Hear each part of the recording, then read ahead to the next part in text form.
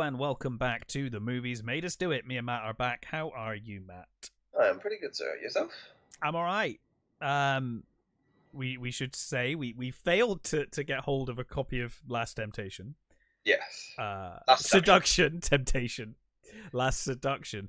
So at some point we're just gonna have to get it on DVD, I think, because I love that movie. So I'm happy to get it on DVD. But actually trying to track it down. I think you said it right. Like, being a direct to TV film, I guess it's just not as widely available as a lot of things are. So yeah, that's fine. So we've decided to go with American Psycho.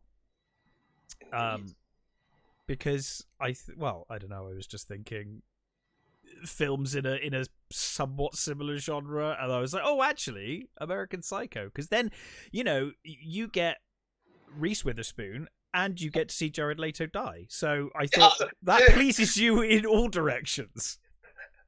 Oh, I'm so predictable, aren't I?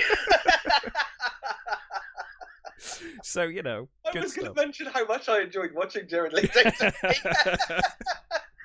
I actually quite like Jared Leto in the right performance, but I know you're not a fan, so... The thing is I feel about him the same way I feel about a few actors. Yeah. And I know they're good actors. I just don't like them. And I 100% get that. I'm trying to think of actors I feel that way about, and there are a few where I'm just like, I just don't like you as The one that my big one has always been Gene Hackman. I was going to say Gene Hackman. I remember you saying before. Something about Gene Hackman I've never liked, and I know he's a great actor. Yeah.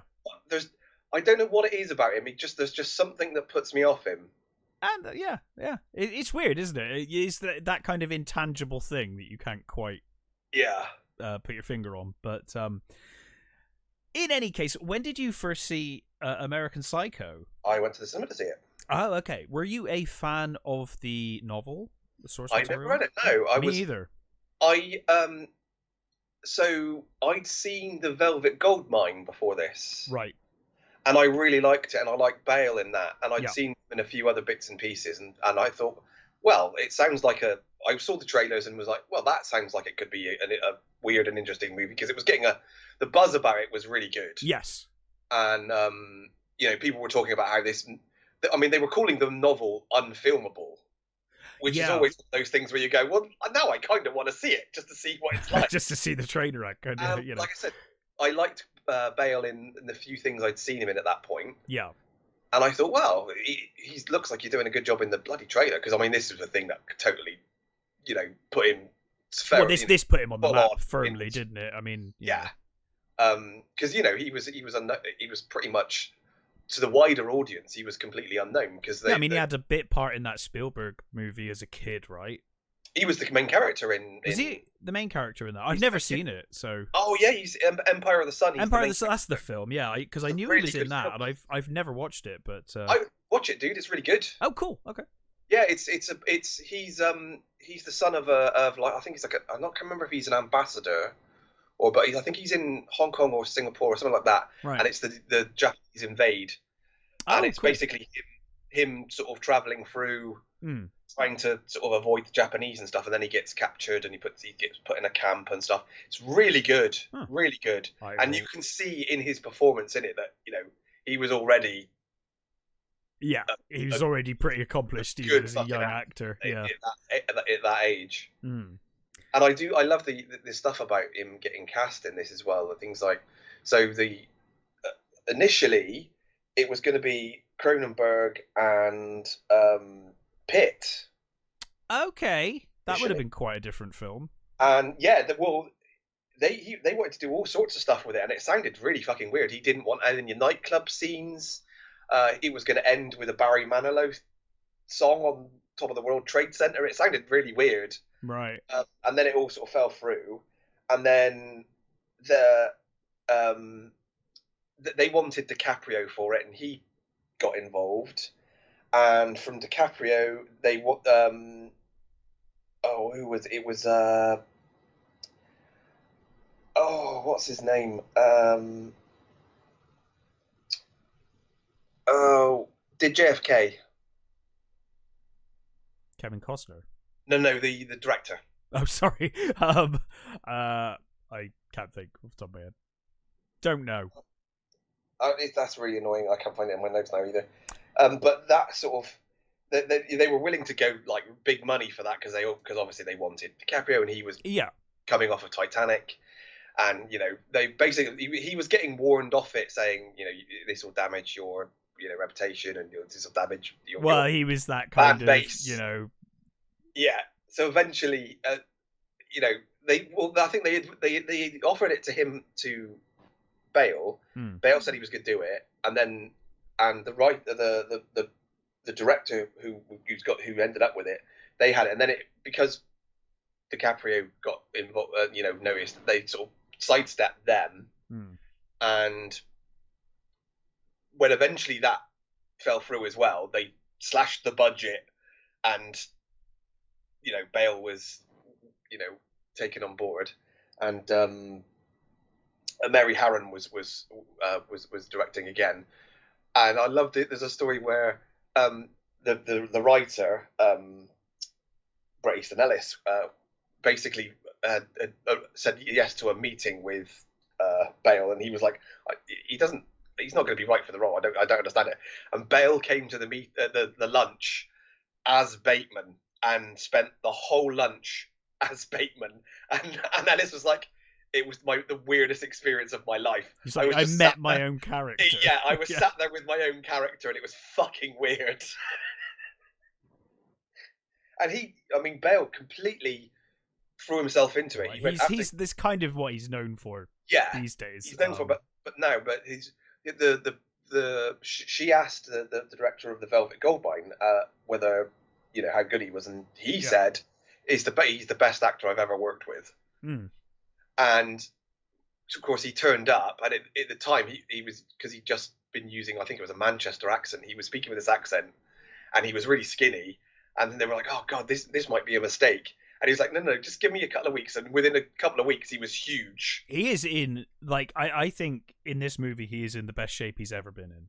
Like, he is insanely cut in this movie. Like, he is in incredible shape. I mean, you see him obviously in Batman and stuff later, and he's in great shape, but here is unbelievable, and it obviously works really well because he's playing such a narcissistic character, such a self-obsessed character, and it really shows. He looks like he puts just ridiculous amounts of time into his workout regime and his body, and it being Bale, and we know he went through that routine every day. He did all those things, and he would he got his teeth fixed, he got like tanning and all that sort of stuff, and it's like, Jesus Christ, dude. And apparently he got the accents down, and as you always hear about him, he just stayed in character the whole time. And it works for some people. Yeah, it seems to work for some actors. Some actors just need to be that character for the length of time of the film, and then they can't switch off. I still find it weird. I find it odd, but if it works, it works. And I mean, Bale puts in. I mean, I don't think I've not seen. Obviously, I've not seen Thor: Love and Thunder or whatever it's called, but I've seen like clips of Bale in it, and it looks like he's doing way too good of an acting job for the movie he's in. It's like any clip with him in it, I'm like, wow, he's really acting. Bale's in a different movie. He's just in a completely different film. But I know his wife said that when he was Batman, he was fucking horrendous to live around. I could imagine. And she said when he was, have you seen The Machinist? Yeah, I love The Machinist. In The Machinist, he's like a skeleton. He's like a walking skeleton. And she said that was the best he's ever been. Well, just lethargic and just... He was just so gentle and lovely. Yeah. And how weird is that to live with that, though? Just, oh my god, he looks awful in The Machinist. Just coming out sort of today is like, that's got to be put a strain on marriage, doesn't it? Yeah, I mean, I guess she's just used to that and knows what she's signed up for with him now. He's going to be insufferable for like 6 months of the year whenever he's in a movie role, and then it'll work out. But I think I first saw American Psycho on DVD. It must have been because I didn't see it in the cinema. And I made the mistake of watching American Psycho 2. I have not seen it. Bloody awful. I kind of, despite the fact that I quite like Mila Kunis, I just couldn't bring myself to do it. It's terrible. Because isn't she like a victim that kills him? Yeah, something like that. I watched it the once. My housemate, my now housemate, back then friend, he gave it to me on DVD. He was like, "Oh man, you should watch the sequel." And I was like, "I didn't know this existed." And I watched it the once, and I was like, "This is absolutely awful." And then afterwards, he was like, "Yeah, it is awful." I was like, oh, "Thanks for inflicting that on me." They've been trying to get a series done for ages, and it keeps falling through. Yeah, so I've never read the book. No, and I know a common complaint is, it's nowhere near as good as the book, which I just think is kind of, at this point, it's like, well, no film is better than the book, right? Of anything that I can think of. I mean, The Shining maybe comes to mind, but that's just because of my feelings on King. Too different, but that's very different. It is very different, I think. But I think Kubrick's ending of The Shining is for me a better ending. But that's agree. Just me. I don't know. A lot of people will hate me for that because I know there's a lot of King fans. No, but I think it's worthy. I think I like the Kubrick ending as well. But in general, I think books are always going to be better. So it's a different medium, and it's it is what it is. But I've always loved American Psycho the movie. I think it's a fantastic film. I think Bale is unbelievable, and it might be maybe my favorite performance of his. Like, he's great in this film. He's really good. I think favorite is probably The Prestige. Oh, fair. The Prestige is masterpiece. But anyway, let's get into it. And I absolutely adore the opening to this movie. The white background with the red, and you're like, could be blood. And then of course you realize that it's sauce, and then you get the meat, and getting cut with the knife, and then garnished and placed on the table, and obviously it kind of pans out to this really swanky restaurant. And it's interesting because you were saying like, oh, they cut the budget for this movie. You really can't tell because the way they film it and where they film it, it looks fantastic. It really does, and it looks like they're worth serious money. And they're going to places that are very expensive. Well, they had a number of other problems with the fact that because of the content of the book. In the book, of course, all the product stuff is it's up front and center because it's a book. You can get away with it in the book. Yeah. On the movie, a lot of companies didn't want their products. So things had to be changed. So things like the Rolex, they weren't allowed to mention that it was a Rolex. One of the stipulations for the suits was that, yes, he was allowed to wear the suits, but he was not allowed to commit any murders while wearing the suit. Right. Yeah. Sure. And I think when there's the bit where he's disposing of one of the bodies, I can't remember. I think it's supposed to be a Louis Vuitton case. They changed it to Jean-Paul Gaultier. They changed it to Gaultier, and Gaultier didn't mind.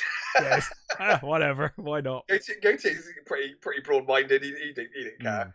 And I think most of the from what I can gather, it sounds like most of the American companies objected, but most of the European ones were just fine with it. Yeah. Yeah. It's just a film. It's a story. And I know a lot. There was a couple of restaurants and things that said no as well, I think. So they filmed part of it in New York and then the rest in Toronto. Right. But I love how we get those ridiculous, like, and it's kind of a theme for this every time they're in a restaurant. The meals are so decadent and stupid, like it's just like swordfish meatloaf and like squid ravioli. Squid ravioli, yeah. Like, And obviously we're in the 80s here, set in the 80s. And to be fair, none of them are actually eating properly anyway. No, it's a status thing. They're not hungry, or they don't give a fuck about the actual food. So no, they are. It's purely a status thing. Yeah. Pretty much, there are only a very small number of exceptions in this movie. Everyone else is a piece of shit. Yeah. Everyone is an absolute narcissistic prick in this entire film. But yeah, as you said, it was set in New York in the 1980s. And Pierce & Pierce, a Wall Street financial institution, apparently has more vice presidents than who don't any business on Earth. Anything. No. All they do is go to lunch. That's all they do is go to lunch and drink booze and speak. Watch telly in their offices. Yeah. Or listen to music in their offices. But we're introduced to Timothy Bryce, Craig McDermott, David Van Patten, and of course Patrick Bateman. Yeah. And they're just, I mean, as soon as you meet these guys, they're all just horrible immediately. I mean, like they're complaining it's a chicks restaurant, restaurant, yeah. One of them's anti-Semitic, and like, they're just. And the other one comes in and says they don't have a decent bathroom to do coke in. Yeah, and they're all very loud about it as well. It's not, it's not like they're saying these awful things quietly. They're just broadcasting. Like I said, one of the guys is anti-Semitic. Just Yeah. Just you imagine everybody's either in the same position or they're just used to it and ignore it. Yeah. I think that's one of the main themes of the movie is everybody ignoring things. Oh yeah, because I mean, this is one of my favorite parts of the movie is just how open Patrick can be about murdering people because no one listens. Yeah, no one's listening to what anyone else is saying in this movie. No. They're just thinking about themselves, talking about themselves, and if they're not talking about themselves, they're just being materialistic all the time. That's all it is. And it's interesting because Bateman soon, actually, we'll get to it in a minute, but he will very soon say, like, I don't have any feelings other than greed and like disgust, I think, is like the two things, right? And it's like, but that's the same for all of them. I mean, he's a serial killer, but none of them are much better. Like, obviously they're not committing murders, but you don't see them show any other emotion either. That's actually, but the weirdest thing is that all the other ones must just be completely numb. Yeah. But Patrick has that, as twisted as that sounds. Yeah, he's got something else. He's got something else, which is hideous, the weirdest thing to say, but it's true. Everybody else doesn't have anything really.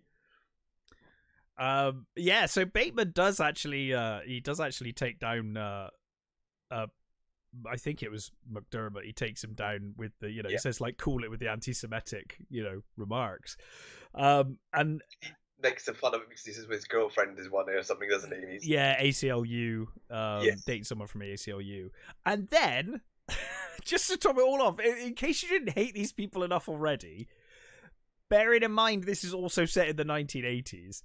They're like, oh, it's a very reasonable price here. Only like $600 or something, isn't it? It's like, wow. And they've all got Platinum Express. Like it's just like a pile of Platinum Express cards that they put down. And so they then head off to this nightclub. And obviously we see, he's giving, like, they're giving out ridiculous money to the drag queens.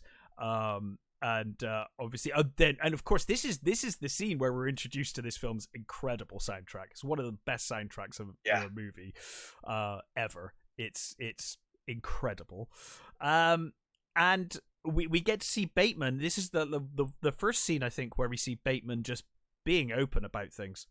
Yeah, he's at the bar, loud music.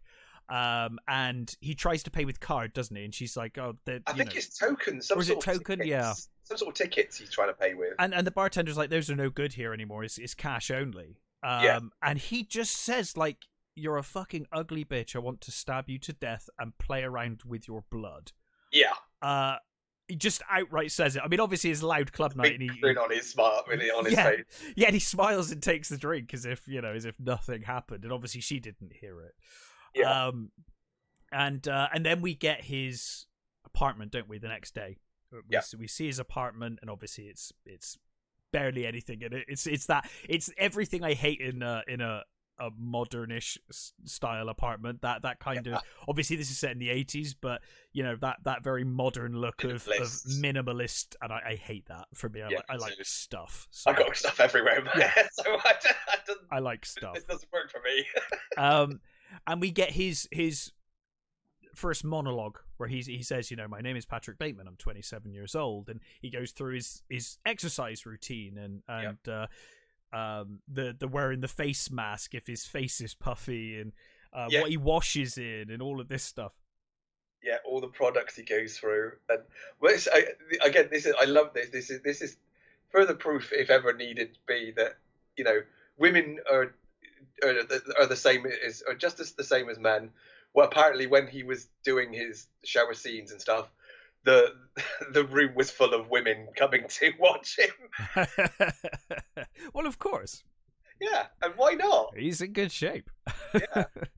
I love here we get that line of there is an idea of Patrick Bateman, and then he says that it's some kind of abstraction, but there is no real me. Yeah. And pretty soon we get this. Well, we'll see very shortly that he's been in control until now.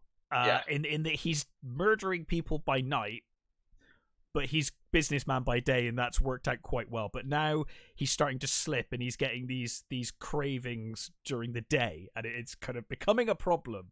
Yeah. And I guess here he's starting to kind of talk to himself. I guess he's kind of almost saying to himself, there is no real me. I'm just dead. All I've got is this greed and disgust for everyone in the world. Yeah. And the removal of the face mask was done in one take. Was it really? Yeah. It's so perfect as well. Yeah. But yeah. And then of course we get the walking on sunshine, don't we? I love that. That's just he tells you how like empty he is and how yeah. Then it cuts to that song. And then it cuts to walking on sunshine. Brilliant. Yeah, and of course he's just walking down the hallway, ignoring everyone. And he talks to his secretary, doesn't he, Jean, who is one of the few nice people in this movie. Yeah, she's lovely and just gets treated like shit constantly. Yeah. And he basically slags off her dress, doesn't he? He's like, oh, you're Yeah, he says don't wear that again. Wear a skirt or a dress, because he's like, you're better than that. So she sort of takes it as she said she thanks him because she sort of takes it as a compliment. Yes, yeah, but. And he knows she likes him because he wants to book Arcadia on Thursday, doesn't he? And she's like, oh, is it something romantic? And he's like, oh, no, silly. Don't worry, I'll make the reservation. Go get me a mineral water. It's so condescending. But they all are like so condescending to everyone around them in this film. It's a really interesting setup, because in a normal group of people, this person would stand out a mile. And you'd be like, there is something wrong with that man. Like, he's not right. But everyone is like it. Like, everyone in this business at this level, at the vice president level, everyone is like this. They're so narcissistic and self-obsessed that he just fits right in. Yeah. But yeah, he tells her to wear a dress or a skirt, and he's like, yeah, you're prettier than that. And then he says, wear high heels as well. Yes. And we cut to the scene. This is like good scene after good scene. We cut to the scene where he's in the cab with Evelyn, and he's like trying to listen to Robert Palmer, and Evelyn won't shut up. He's like talking about she wants to get married, doesn't she? Yeah. She's going through all the things that they can have, and we can have Annie Leibovitz as the photographer. And you think, Jesus Christ, how much money do you have to hire fucking Annie Leibovitz as your photographer? I mean, he's got a pretty big apartment in New York. Yeah, and she's clearly loaded as well. Oh yeah. And she points out that like he's like, she's like, your father practically owns the company. Like, you can get married, because he's like, oh, I can't take time off to get married. I don't have the time. And she's like, you can do what you want, and she says, like, you hate that job anyway, like, why don't you just quit? And he like outright says, I want to fit in. Yeah. He's like, he's so honest throughout this movie all the time. He lets it slip constantly. He's like, I'm trying to fit in. Like, this is what I do. And that's the thing. The other thing about one of the other sort of constants in this movie, they keep saying every one of them hates their job. Oh yeah. They all hate it. But it facilitates their lifestyle. Yeah. And I don't think they've got anything else. Apart from Bateman. Bateman, ironically, is the only one that has something else. He is the only one that's got anything else. So they go to this restaurant, the second of many restaurants to come. Yeah. And we get that great line. Another reoccurring theme through this is this kind of setup, and then the payoff is not what you think. Where he's had this argument with his fiance, and then he says like, "Oh, we arrive. I'm on the verge of tears as we arrive." Yeah. But that's not the reason why he's on the verge of tears, because he's sure they won't have a good table at the restaurant. And then he's like, "Oh, relief washes over me like an awesome wave," as I discover, it's actually a good table. Yeah. And her cousins are there. Oh yeah, you get like the like goth couple, yeah. And he goes on this amazing. They're talking about well, I can't remember what Justin Theroux's character said. He says something, and then he goes off on this like ramble about, no, we need to make things right, and we need to make things better. We need less things, and we need to get rid of apartheid and all that sort of stuff. Yeah. I have never heard somebody sound so insincere. Oh god, it's like the guy opposite him even bursts out laughing. Yeah, he does. So like, this is so ridiculous. And we get the line where he says like, "Oh, I'm fairly certain that Timothy and Evelyn are having an affair, but I'm not sure if Evelyn's aware that I'm also having an affair." And, like, oh, amazing. So they're all basically just sleeping with each other's partners, and all fake friends, all of them. And he's sleeping with Samantha Mathis' character. Courtney, who is Evelyn's best friend. Yeah, and she seems to spend most of her time out of it. Yeah. On various substances, or illegal and legal. Yeah. And I didn't realise that she's the daughter of BB Back, who was Carol Marcus. Oh, really? Yeah. Huh. I did not realise that. No, I didn't know that. I was looking her up the other day.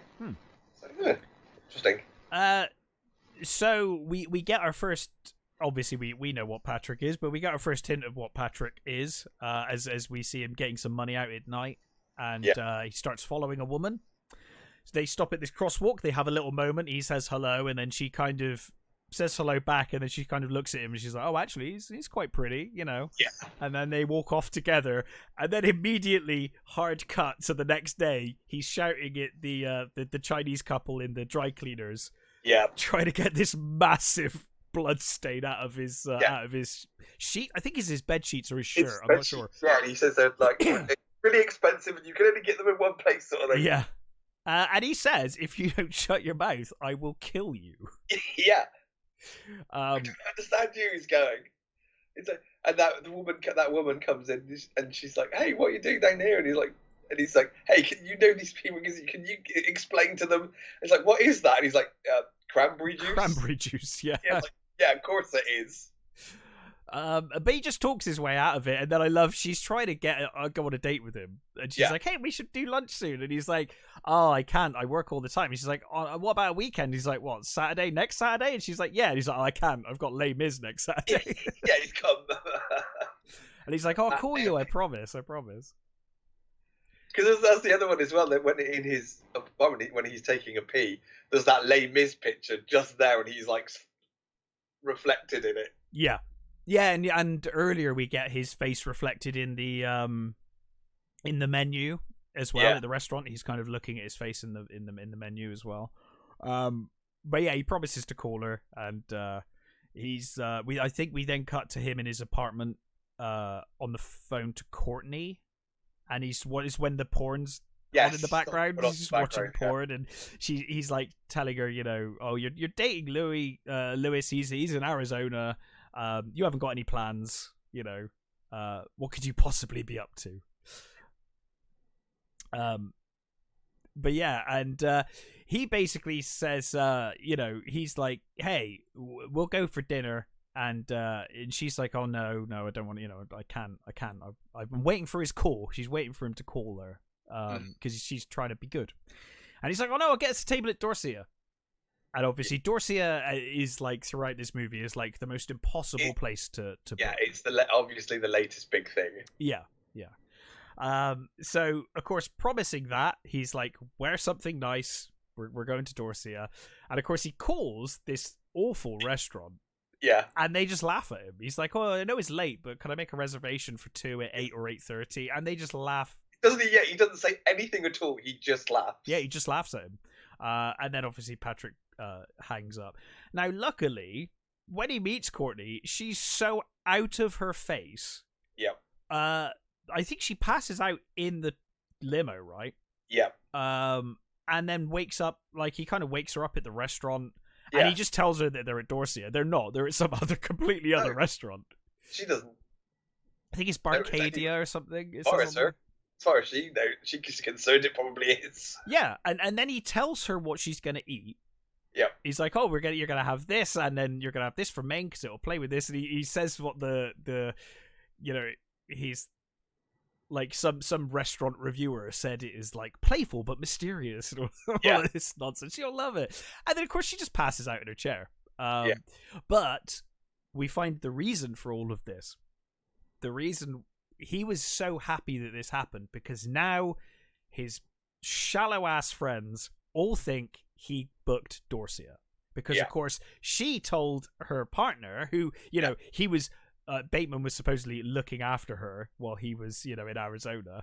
Now it's like, how on earth did you get, Dorsia? And Patrick's like, oh, easy for me. And this is where we get Lewis complimenting his suit. Yeah. And he's like, oh, it's such a lovely suit. And as soon as he touches it, Patrick like slaps him away. And he's like, the compliment was sufficient. Yeah. Don't touch me. But yes, and then of course, and again, actually, that's another running theme of the movie, and it's the hearsay stuff. Oh yeah, and the suggestion, because no one really pays any attention. They just hear like bits, yeah, and then they sort of, it's like, oh, then they're all jealous because of what somebody said. Yeah, and the other thing that keeps happening is misidentification. Yeah. Whenever they point someone out, someone says, no, that's not such and such, that's such and such. Because they're all interchangeable. And it probably doesn't, it probably isn't even who either of them said it was. No, and of course here we get Paul Allen turn up, and he thinks he's Halberstram. Yeah. And Patrick kind of narrates, and he's like, he thinks I'm this dickhead, Marcus Halberstrand.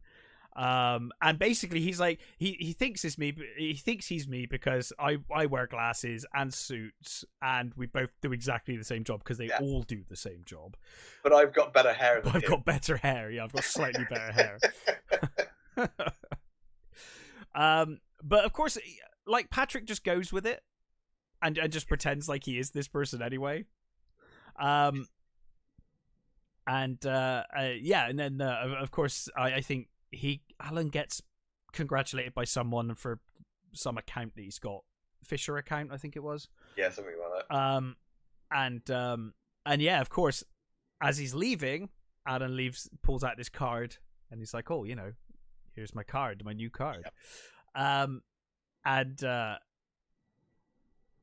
Of course, he has to say as well. He's like, "Oh, call me on Friday," and of course, he's like, "Oh no, I can't. I've got 8:30 at Dorsia," and walks out. And they're like, "Oh, how did he get Dorsia?" He's like, "Oh, he's made it up. He's lying. He's just saying it, to kind of look cool." But of course, Bateman is clearly jealous or envious of Paul Allen. So of course he's got to get his card out now, his business card. And I love this scene because you get these cards and they all look this fucking same, pretty much. Slightly different typeface. Different typeface, slightly different texture on the paper. Yeah. All say, and they all look really boring. They're all really boring looking cards. Yeah. But obviously the details matter to Bateman. Yeah. And I love the fact that they've actually got sword unsheathing noises every time they take out. Yeah, well, they are sparring with each other. Yeah, really. They are. And it gets to the point where, and this continues on, Bateman starts sweating. Yeah. And he gets he's furious. He's furious. Apparently Bale can control. That's insane. He can control his sweating. That is mental. That is properly crazy, and it works really well because later with the PI, at the restaurant when he starts sweating, it's so good, so good.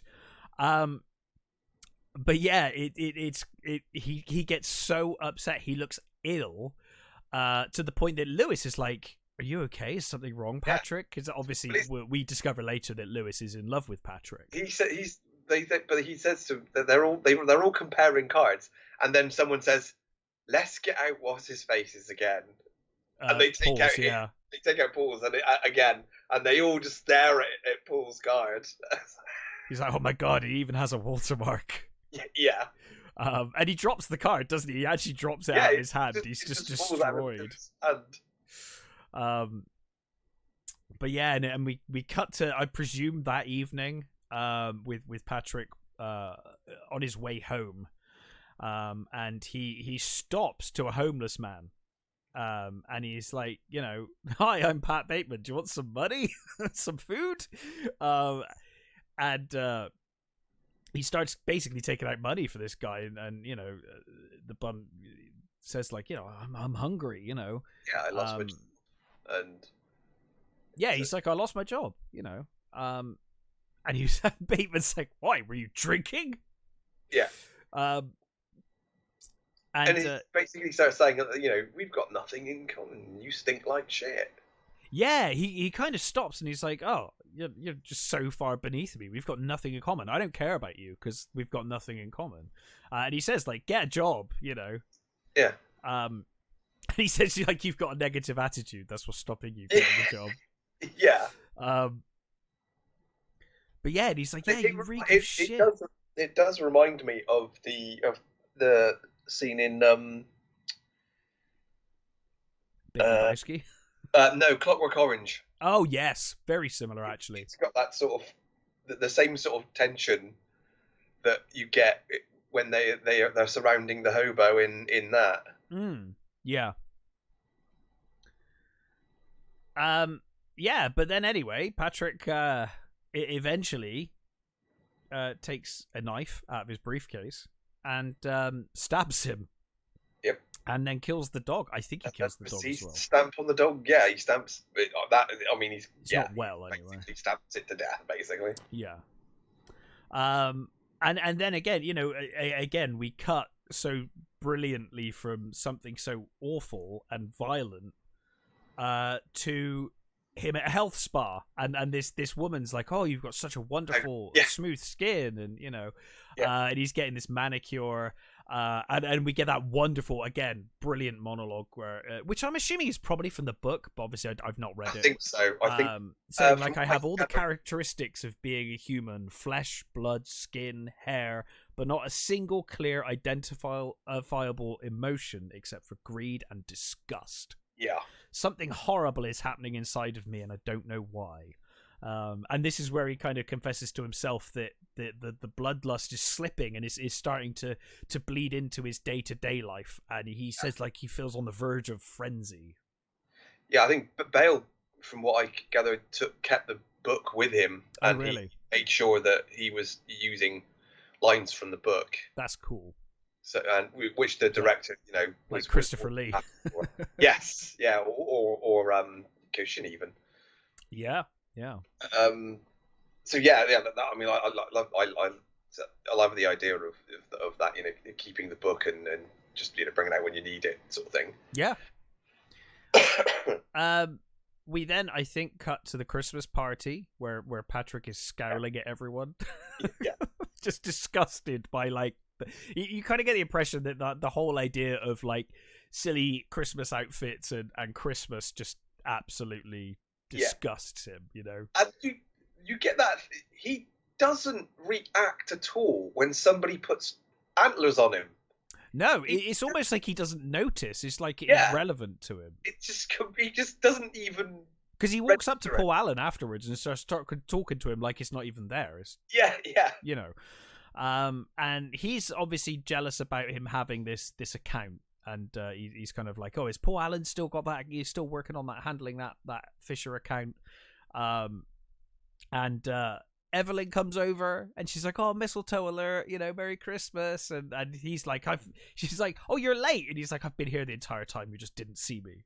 Yeah. It's like, what have you got there? It's like, it's a Vietnamese potbelly pig. Oh, God, yeah. And he's disgusted by this little pig as well. Yeah.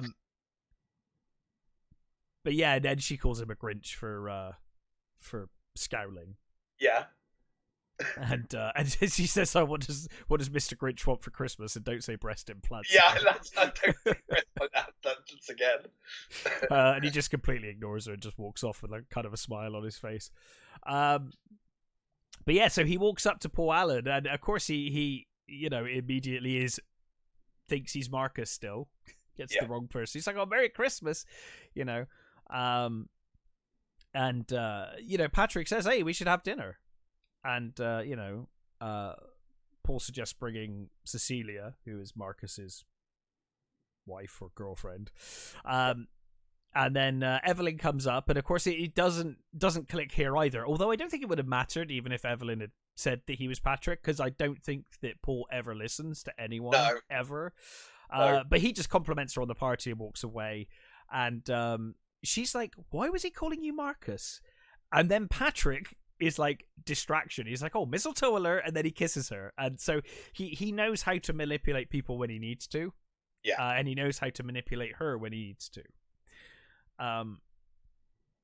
So he's booked this reservation under Marcus's name, and Paul's already sat there, and he's basically just bitching about the menu and the restaurant not being good enough. Yeah.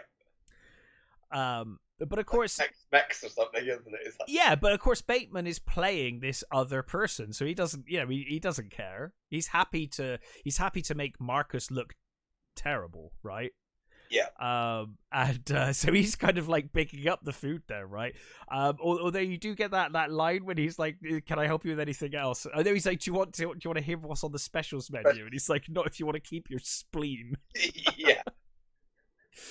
And doesn't Marcus points out, so isn't that Ivanka Trump? It's like, what would Ivanka Trump be doing in a Tex-Mex? Yeah. And he even says that he slips, doesn't he? Because he's like, "Oh, geez, Patrick." Oh, I mean Marcus. But of course, he's not listening. He's just not listening at all. No. And then it gets to the point where Patrick straight up says, like, "I like to dissect girls." Yeah, yeah. And Paul's not listening. He's not listening at all. And I think he just compliments his tan. In response, he's just not listening. And he says he's got I've got my own tanning bed. You should look into that. Yeah. And then of course he says about Evelyn, and he's like, "Oh, she's got a great ass. I can't believe she's going out with that loser Bateman." But of course it's quite clear at this point that Paul is getting quite drunk. And Patrick's like, "Oh, do you want another martini, Paul?" And he's just feeding him this booze. And eventually they end up back at Patrick's apartment. I don't think it's ever clear who everybody thinks is Bateman. Yeah, I don't think they even know. There's lots of people that they seem to keep thinking that someone else is Bateman.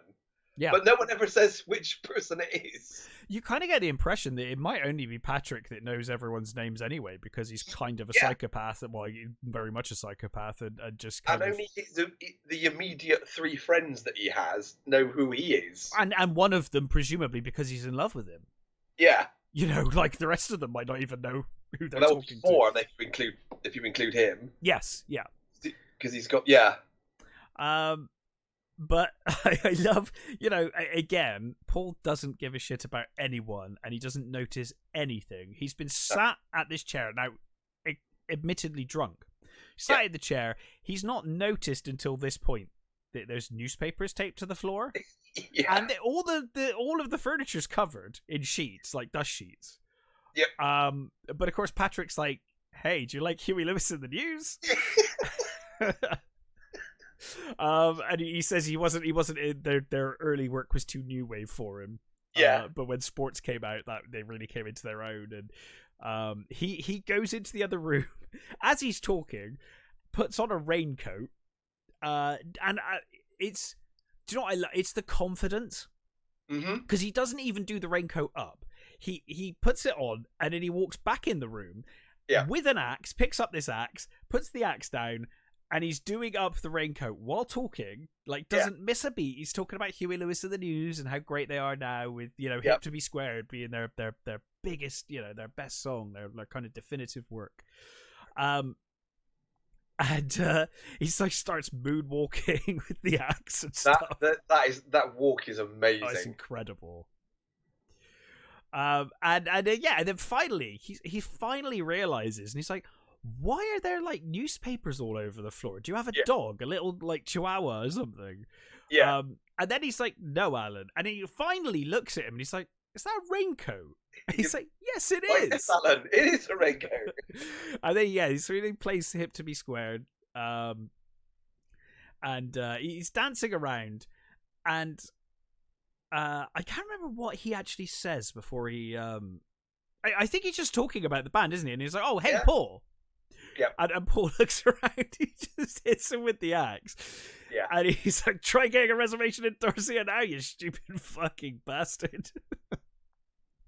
And just literally just starts laying into him with this axe. And then he has this like. He's got all of it out. He's got all of that aggression out. And he's super calm and calculated again. He sorts out his hair. And he sits back, cigar, and he's fine. Apparently, the way the blood splatter was a mistake. Oh, really? It looks great. It was supposed to cover his face completely. Oh, it looks... no, I think that would have been a bit too... I mean, it is cartoonish in places in this, but I think that would have been too cartoonish. Yeah, and as the director basically thought, actually, that makes the dual nature better if it only covers one of his face. Yeah. It's kind of turned out to be perfect. Mm-hmm. And I don't think Leto knew exactly what was happening. I think they kind of kept him in the dark. So his the face when he turns around and sees him with the axe is apparently like a genuine expression because he didn't know what was coming. Okay, that's interesting. Yeah, I mean, I don't know. I mean, he must have known something was going to happen. Yeah, because I don't know the specifics in the book, but no. I like I said, I've not read the book either. But the thing I know about the book is that it's supposed to be really graphic and really disgusting. Yes, apparently so. But we get this scene for me is like the height of, well, maybe not the height, but it's close to the height of the ignorance of people in this movie, where Patrick is dragging, blood trailing through this building. Yeah. He's got obviously Paul in this black bag, and the doorman looks up and then just goes back to writing. He sort of barely notices.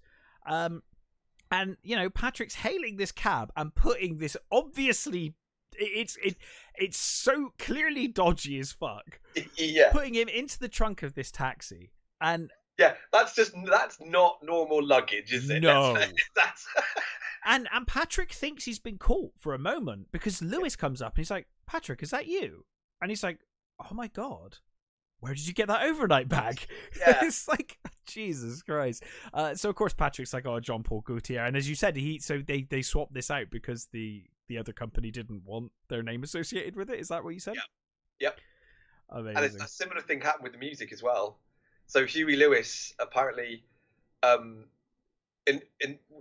agreed to it, didn't really think about it, and then when he saw the thing, he sort of said, "Oh, I know." So they actually had to recall the soundtrack album to take it off of the album.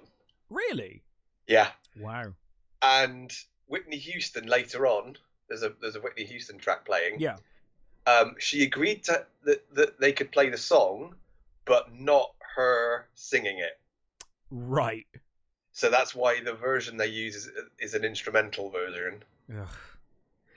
Good Lord. So Bateman heads to Paul's apartment, and we get that line when he's like, "Oh, I panic when I realize that Paul's place is overlooking the park and is obviously more expensive than my place." Yeah.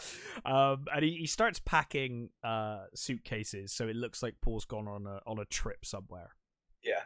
And he even leaves this voicemail, which sounds really fake. Yeah. And he's like, oh, it's Paul, I've gone to London. And it's like Hasta la Vista, baby, or something like that. Yeah. Which is obviously what he thinks of him. He just thinks that Paul's just an absolute twat, which he is. But he is, yeah. But yeah, so the next morning, Patrick is really annoyed. I feel really bad for Jean because she's just trying to do her job, but he just despises her. He's listening to Lady in Red, and she comes in, and he's just like, "What do you want?" Like it's weird actually because he says he has no emotion and no feeling. He obviously loves music though. That is something that Bateman clearly has. Because the way he talks about it is so mechanical that he's obviously. Well, I think he appreciates well-constructed music, if that makes sense. Like, I think he appreciates the construction of it. Maybe not the song, but... Because the way he talks about it basically just sounds like he's memorized a review, sort of. You know, maybe, maybe it's more that he's memorizing it to sound more human. That's kind of the impression I always got, that he was... Yeah, it wasn't really any real emotion to it. He was just using it as part of his personality. Yeah. So Jean says, you know, this detective's here to see you, Donald Kimball. And he's like, tell him I'm at lunch. And she's like, it's 10:30 in the morning. I think that's gonna work. I think he knows you're here. So Bateman's like, oh, you know, send him in then, I guess. And he picks up the phone and he's pretending to have this conversation with someone. Talking about, is it an Argyle shirt or something he's talking about, what you can pair it with? Something like that, yeah. Or a shirt with Argyle's sweater or something like that. And the PI is just like, was that an important call? And he must know it's not an important call. Like the conversation they were having is like, was that an important call? And he's like, oh, no, you know, mulling over business problems and, you know, exchanging rumors, spreading gossip. Which is, you know, pretty much a summation of their job as far as I can see. That's all they do with each other. And then, of course, you know, they get down to business, and it turns out that he's been hired by Meredith because she's concerned about the disappearance of Paul. Yeah. And he's like, oh, I've got some basic questions, and Patrick just constantly tries to distract. He's like, hey, do you want a coffee? Oh, do you want bottled water? Oh, I'll get you bottled water. Do you want some ice? Do you want lime? I can get you lime. And, you know, it just goes on and on and on. And this PI is just like, Kimball, he's like, I don't need anything. I just want you to answer these questions. It's all I want. And then I think it gets into like this really weird thing where he starts asking him these questions about about where Bateman went to school and stuff, which he answers. They're really bizarre questions. He like goes through all of his sort of questions that you think, what's that got to do with his disappearance? Yeah, I love the line when he's like, where he hangs out, and he says he hung out at the yacht club, and he's like, does he have a yacht? And he's like, no, he just hangs out there. Hang at the yacht club, yeah. And finally, he says, where did he went to school? And he's like, don't you know all this? Yeah, and he's like, yeah, well, if you do. Yeah. Wow, that's weird. Well, yeah, and at this point you're like, oh, I think he must be onto Patrick in some way. Like you know, he's sure something, you know, something's going on here. And he's kind of testing like, oh, you know too much, you know. Do you know the thing about the way Defoe was filmed in this? Nope. So all of his scenes were done 3 times. Oh, right. One, like he knew it was him. Right. One, like he didn't think it was him. And one, like he wasn't sure. Okay. They cut them all together to throw you off. Oh, that's great. It really works, actually. It is very effective. You're never sure whether he thinks he isn't, or isn't sure. So, and that's a really neat idea, and it works perfectly. It does, because the first time you watch it, you really don't know if he's onto him or not. Yeah. And obviously that's how you should feel, because that's how Bateman feels. Bateman really can't figure him out either. No. And I get the impression that he sort of envies them. In one of the later interviews he does, he's talking to sort of Bateman, and he seems to have like a slight admiration for him, I think. Yeah. It gets weird when he's... of the job, I don't know. It gets weird I don't think it's this scene. I think it's a later scene when he's like, "Oh, Huey Lewis of the News. I just bought this CD. Do you like them?" And it's almost like he was testing him. He's like, "Oh, you know, I know what you like. Do you know how is he going to respond to it?" But obviously, it doesn't go that way. But so Bateman's like, you know, he kind of basically says, "Oh, you know, some people just disappear. Maybe he did go to London, you know." And he's like, "Oh, I'm sorry, I've got to go. I've got a lunch with Cliff at the Four Seasons." He says Cliff Huxtable, doesn't he? Yes. Which is, you know, it's what's his oh fuck's sake, now I'm gonna forget what his bloody name is. It's from Cosby Show. Yeah. It's Bill Cosby's character from the Cosby Show, and he says it's for the Four Seasons. Is like, you're not going to make it. That's up the town. It's like, yeah, they have one down here too. Yeah. And of course he promises he'll call if he hears anything, and that's that. And we then cut to Patrick working out to the Texas Chainsaw Massacre. Yeah. Which is weird because the sound's not right. No, it's a different scene, isn't it? It's sound from a different scene. It is bizarre. But I guess it's a cool cut, though. They wanted the screams. Yes. Yeah, they wanted the screams to make you sort of think what the hell's going on. To think that he's doing a murder. They do it again later as well. It happens a couple of times, that kind of thing. And then he goes to pick up the hooker, doesn't he? He goes, picks her up on the street corner, and he basically, he's like, you know, "Oh, haven't I seen you around here?" And she's kind of reluctant, but he just basically holds out money, and he's like, you know, "Do you want to come see my apartment?" She's like, "I'm not supposed to." And he's like, "Well, here's some money, you know." Big water gas. Yeah. And he's like, "Do you take credit card?" Just joking. Yeah. But yeah, so he brings her back, and then he's immediately on the phone asking for a girl. He's like, "Oh, I want a girl, early 20s, blonde, who does couples." I can't stress how blonde I want her. Yeah. And then he tells her, he's like, "My name is Paul Allen, and you're going to be called Christy. I only want you to respond to Christy." And she agrees. So he gets her to wash, doesn't he? And he keeps talking about this Chardonnay. He's like, "This is a very fine Chardonnay you're drinking." Yeah. And of course he starts talking about the song. I can't think what song it was now. Is this the Greatest Love of All one? This is the Whitney Houston one, isn't it? Or no, if I don't know you, but if you don't know me by now, I think. Yes. Isn't it? Yeah. Whitney Houston ones went with Elizabeth later on. Yes. Yeah. So he tells her to wash herself, and then the door rings, and it's the other girl. And he tells the doorman to send her up. And they kind of come in, and the other girl's like, obviously was not expecting this, because she's like, "What's going on? This is weird." But she kind of accepts it and whatever.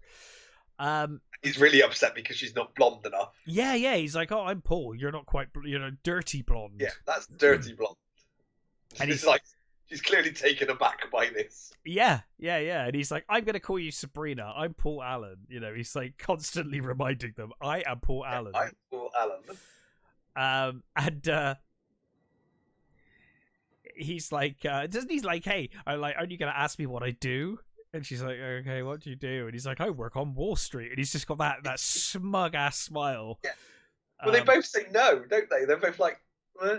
Yeah, because he's like, "Oh, I work at Pearson Pierce. Have you ever heard of it?" And they're like, yeah. "No."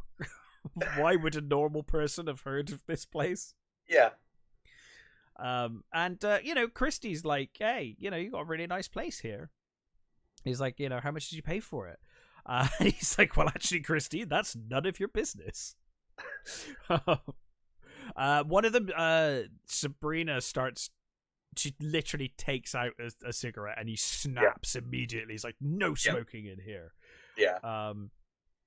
And then again, he's like, "I don't want you to get drunk, but this is a very fine bottle of Chardonnay that you're not drinking." Yeah. And that's it. It's the way he explains things, like the Chardonnay and like the music. He It's a line. He goes through. It's like almost like a robotic sort of. If you go to if you went to like a computer and said, "Hey, tell me about this," and the computer just listed off all these things. Yeah, it's pretty much what he does. Well, this is the thing now, because he sets up the camera, does he? Sets up the video camera, and he's like filming them having sex, like all three of them.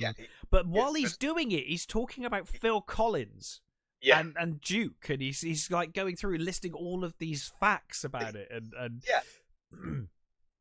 and I didn't really like Genesis, but Phil Collins really came into his own.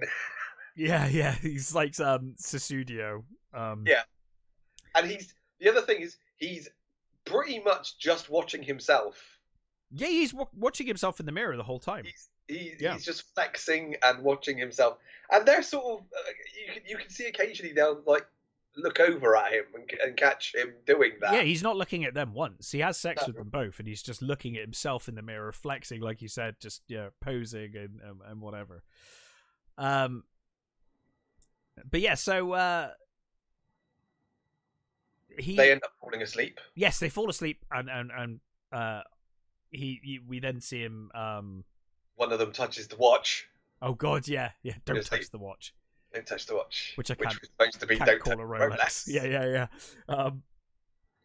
And of course, oh God, he then takes out the coat hanger. He gets up and he goes to the drawer with like scalpels and what looks like what do they call that? Like printing tools and stuff. Yeah. A varied selection of blades and objects. Yes. And they're sort of kind of wanting to go, aren't they? Well, they're like, "Can we go now?" And he's like, "We're not through yet." And he's just holding that, coat hanger. Yeah. And then of course he pays them at the door, and I think one of them is like got a nosebleed, and they're in tears. They're clearly, what we know what's happened. She's got like 3 scratches on her back, and they're very quick to leave. Yeah. And then I think again a very intentional choice. We then cut to the 3 friends discussing women. Yeah. And they're like, "Oh, if they've got a good personality, they're not great looking. Who cares?" And and he's like, "Oh well, hypothetically speaking, what if they did have a good personality?" And then they all like have this laughter as they're like, "Oh, there are no girls with good personalities," and they're just shouting this out in the middle of the bar, like they just don't care about anyone. There is an old gentleman that's behind one of them that looks like he's listening, and he does look like he's very disapproving. Yeah, but he doesn't say anything. He doesn't say anything, and they don't care. They don't care that people are listening. But yeah, it's. And then they say basically, hey, if a woman does have a personality, then she's very clearly ugly. Yeah, basically. And then doesn't he say he's like quotes Ed Gein. Yes, and it's not even Ed Gein. Is it not? No, it's Camper. Right. Oh, what's his name? The have you that really good FBI one on Netflix? Hunters. It's the guy that they're talking to in that. Mindhunter or something like that. Mindhunters, yes. That was good. It's the guy that he's talking to in that. Something Camper, his name is. Okay. Yeah, it's actually a quote by him, not Gein. And he says, "You know what he said about women?" And he says, he's like, no. He said, "I would look at a woman every time I see them, I want to be nice to them, and I want to, date them and be really good to them. And then I also want to see what they look like if I put their head on a stick." And he laughs. Now, this is the only time in the movie where I think they both are like, "What?" It's almost like the first time they've actually heard what he says. Yeah, it suddenly like it clicked for a moment. But lucky for Bateman, they don't really have time because Lewis turns up with the new card and distracts them, and then they've forgotten about it. Then they've moved on to the next thing. Yeah, it's gone from their heads. Now, Lewis has gone one up. He's gone for like gold print on his card, and and Bateman is furious. You know, Van Patten's like, "Oh, we should go to dinner," and Bateman loses it. He's like, "Is that all you've got to contribute? You know, fucking dinner." And I think that's the thing. That's the thing that makes Bateman not the typical psycho, because he does clearly have anger issues. Oh yeah, for sure. He's not completely emotionless. He's not, you know, he's not a sociopath. Yeah, because he gets very angry. Yeah. You know, certainly with the cards. Yeah, the card thing, the status thing obviously bothers him. Yeah. And obviously gets to him. And to be honest, Lewis pretty much saves him here. You know, he follows Lewis to a public bathroom. Yeah. The public toilets in this restaurant or this bar. Puts on some leather gloves, and he goes to strangle Lewis. Yep. And it's only because Lewis turns around. Yeah, he misinterprets what he's doing as a sexual advance, and he's like, "Oh my god, why here?" And like, you know, I've noticed your hot body, and I've been waiting for you. I've been wanting you, and this scene is so well acted because in Lewis's mind, like the way that Bayless Bateman reacts, Lewis thinks that it's Bateman finally coming to terms with the fact that he's homosexual, and he's like, oh, you know, he's come out, and he's finally come out, and it's a big deal, and he's in tears, and he's shaken by the fact that he's actually shown affection for someone of the same sex that he's in love with. Whereas for Bateman, he's in tears because he almost completely fucked everything up and murdered someone that you know that he knows in a public restroom. I mean, if he'd actually killed him here. But he's also thoroughly disgusted by it. And he is disgusted by it, yeah. I mean, I think Bateman's disgusted by everyone, but yeah. Yes, he is. But he is, you know, I think there's also the part that he's like, oh my god, I didn't realise this at all. This isn't how I thought this was going to go. Yeah. Yeah. And of course Lewis is like, you know, I want you too. And Patrick starts walking out, and he's like, "Where are you going?" He's like, "I've got to return some videotapes." Is that the first time he uses that excuse? I think so. I think it is. It comes up now. From now on, it's the excuse he uses to get out of anything now. It's like, "Oh, I think I was trying to return some videotapes." He says it to the PI later as well. Yeah. I don't know why it makes me laugh, but it makes me laugh every time. That excuse. It's just such a silly excuse. Because, you know, we were both around during the videotape era. Yeah. It takes 2 seconds to return videotapes. It's really not that big of a deal, you know. And with the money they earn as well, imagine, oh god, I was a day late returning videotapes. You know, it's like, dude, you've got more money than God. But yeah, he rushes downstairs. He's clearly completely out of sorts. He rushes into some guy with a tray, and obviously Lewis makes it even worse when he does the like call me thing. Yeah. From the balcony. Yeah. But yeah, he later walks to his office, and Kimball's there again. But he sees Kimball's talking to Jean about reservations that Paul Allen might have made. And Bateman immediately switches into it. He's like, "Oh, I've been wanting to talk to you. Come into my office," you know. And he compliments Jean on her jacket and stuff. And Kimball's like, "Hey, do you yeah, this is where it comes up again, isn't it? Because he's like, "Oh, do you remember what you were doing on the night of Paul's disappearance?" He's like, "Yeah." "Oh, the 20th of December. Oh, I was probably returning videotapes." You know, it's like, this is that's the excuse now. And he said he was on a date with a girl named Veronica. And Kimball says, that's not what I've got. That's not the information that I've received at all. He's like, "Oh, what information have you got? Oh, I could be wrong." And this is where he starts kind of trying to play the situation, and he's trying to get answers from Kimball to then give him the right answer, and he's kind of trying to lead him to give him the right answer. And he says, "Oh, sorry, it's been a long day. I'm kind of scatterbrained at the moment, and you know, can't really think straight." And and that's where he pulls out the Huey Lewis of the News. He's like, "Oh, that's great stuff. I just bought this. Have you heard it?" And he's like, "No, I don't like them." He's like, not a big fan.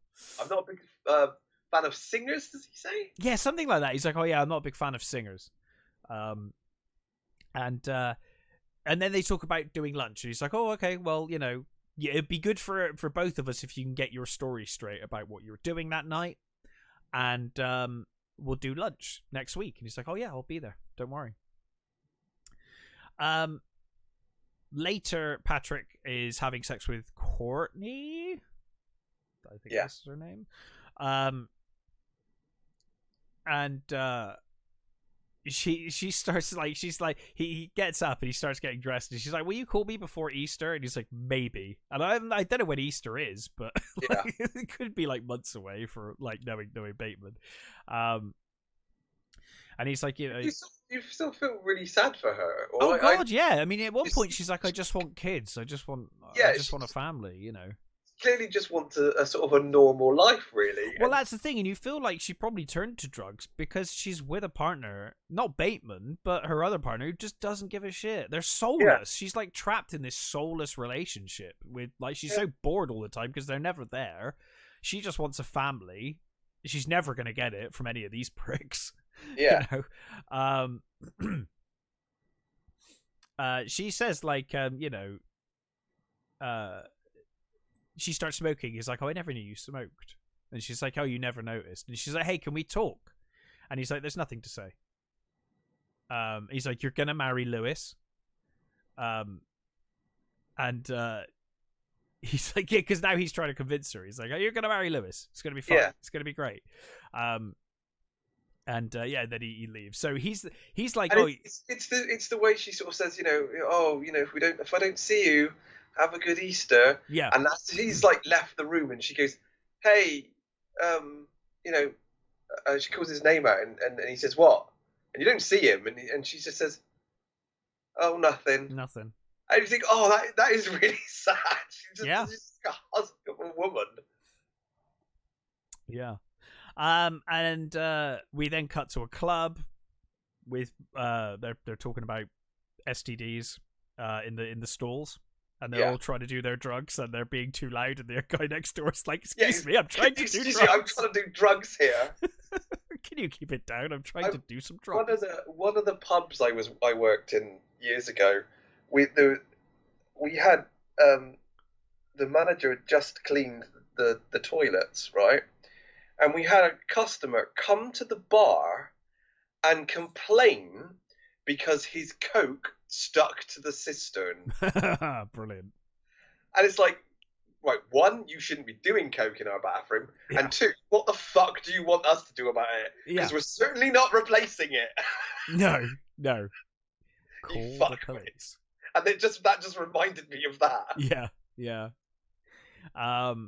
But yeah, I mean, obviously, like this kind of venue, it's fine. That's just what they do. Yeah. It's just presumably... It's a weird unisex bathroom as well, isn't it? Because there are all stalls, and there's everybody just stood in the hall, the hall or whatever it is. Yeah, all just waiting to do their drugs, I guess. Yeah. Yeah. So then Patrick meets the this lady. They're basically just at this bar, aren't they? Just talking. Oh, they're on the club balcony. Yeah. Talking, and he tells her that she's like, oh, so what do you do? And he's like, well, I am into murders and executions mostly. Yeah. And she's like, do you like it? And that really confuses him. He's like, yeah, well, that depends. Why? He's almost like intrigued by her being okay with it. By her response. Yeah. And then, of course, he realizes, she's like, well, most guys I know who work in mergers and acquisitions don't really like it. Yeah. And then he takes her back, and she's like, oh, you think I'm dumb, don't you? You think all models are dumb. And he's like, no, I don't. And she's like, oh, it doesn't matter. Like, you know, even if you do think I'm dumb, there's something sweet about you. Yeah. It's like, you just think, oh, love, you poor woman, you really are a bad not have got this more, aren't you? Yeah. I just found that it was the serial killer that it's actually the quotes from is from Edmund Kemper. Oh, okay. So we cut to presumably the next day, and Bateman sat in his office messing around with a lock of her hair. Yeah. Just nonchalantly And then his fingers. Yeah, and then Jean knocks on the door and he hides the hair. Yeah. And she asks him, she's like, "Are you doing a crossword?" And we see all he's done is write meat and bones in the answer of every single meat, bone, blood. Is it blood as well? There's another one. It might be blood, yeah, something like meat, that. Bone and something else, I think. Yeah. Yeah, that's all he's put in these things. And he then asks her to dinner. Yeah, it's weird because he's completely ignoring her, and he's got his sort of sunglasses on, and he's not really listening to what she's saying. Yeah. And then she sort of says, I can't remember what it is she says. She says something which like makes him look up, and then he asks her if she wants to go out. Yeah, because I assumed he wanted to get rid of her because of her being too close with Kimball. Because he sees them talking and she's giving him information that he obviously doesn't want to happen. So he asked her, he's like, "Oh, would you like to go out for dinner?" And of course, it's pretty clear early on that she's infatuated with him, and she's clearly interested, and he knows it. And she's like, sure, I'd love to. And he's like, where would you like to go? And she's like, "Oh, it's up to you. I don't want to say. You pick. And he's like, no, I'll take you anywhere you want to go. And of course, she's, presumably not as well-to-do as these fucking assholes. She's probably never seen it before, and she hears them talking about it all the time. She's like, okay, well, like Dorsia, I guess? Yeah. And of course, even through the sunglasses, you can see Bateman is like... seething. Yeah, fuming. And he phones Dorsia, and he's like, "Oh, can you make 2 tonight at 9:00?" And then they're like, "Oh, we're totally booked." He's like, "Really? That's great." And they're like, "No, we said we're totally booked." She's like, "Oh, I'll see you there. Cheers." Yeah. And she's like, "You never gave a name." And he's like, "Oh, they know me there. Don't worry about it." And he's like, "Oh, hey, why don't you come to my place for drinks first?" And then he's like, and she's all happy then. She's like, "Oh my God, I'm going on a date with this, with my boss. I'm infatuated with him." And then he's like, "Oh, and Jean, you might want to change." Yeah, well, first of all, he says you're fine as you are, doesn't he? First, he says you're fine as you are, and then I think when he says where they're going, he says actually, basically, you need to change. Yeah. And then we cut to his place, and Jean's like blown away by the apartment. She's like, "Oh, it's so elegant, it's so beautiful, such a wonderful view." And Patrick gets the sorbet out of the fridge. It's like a severed head in the fridge, and there's the head of the model. Yeah. And of course he's like, "Hey, do you want some sorbet?" And she's like, "Oh, I'd love some." And she's like, "Do you want some?" And he's like, "No, I'm on a diet." And she's like, "You're kidding, right? You look great." He's like, "Well, you can always be thinner." You can always be thinner. And she says like, "Oh, well, maybe we shouldn't go out to dinner. I don't want to ruin your willpower." And he almost slips again here, where he's like, "Oh, I'm not very good at controlling it anyway." And obviously he's talking about the murdering. she's talking about your fitness willpower. He's like, I'm slipping. I'm losing it. I do wonder if because he's sort of slightly different around her, isn't he? I think he does actually.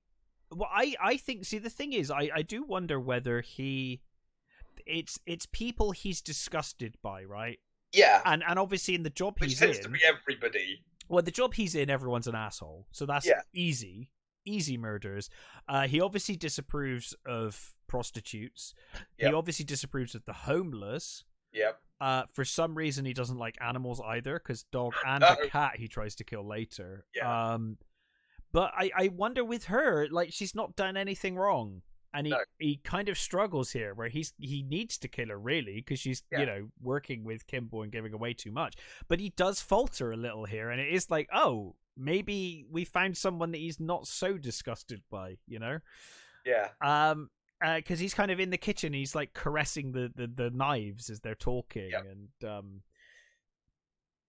he basically is the only reason because he picks up the nail gun, doesn't he? Well, first of all, he goes to the cupboard and he gets out some tape, doesn't he? Oh, the duct tape, yeah. Yeah, and she says, "Oh, what's that you've got there?" He says, "Oh, tape." He says, "I was gonna I needed to tape some things together or something." Yeah. and he puts it back. Yeah. And she sort of keeps talking, and she keeps sort of and she's, what is it she says? Oh, he says, did you know Ted Bundy's first dog was a collie called Lassie? And he starts laughing, and she's like, who's Ted Bundy? And he's like, oh, don't worry about it. Don't worry. Forget it. And then she talks about, what she, because he asks her what she wants, doesn't he? What, Yeah. Not really almost like it's just a question he clearly asks he just, people all the time. Yeah. And she gives a sort of, she gives an honest answer, which I think is another thing that he doesn't see that. Because everyone's so fake. Yeah. And then here's someone actually being honest. And he's like, whoa, okay. Because I almost think like he decides he is going to kill her. Yeah. When she puts the spoon on the table. Yeah. That's like the thing that triggers him. That's how quickly he can turn, isn't it? It's not the table. You've done one thing wrong, and that's it now, But yeah, he's like, he picks up the nail gun, and he's like behind her. He points it up to her head. And of course, they're interrupted by Evelyn on the answer machine. And she's like, oh, what are you up to tonight?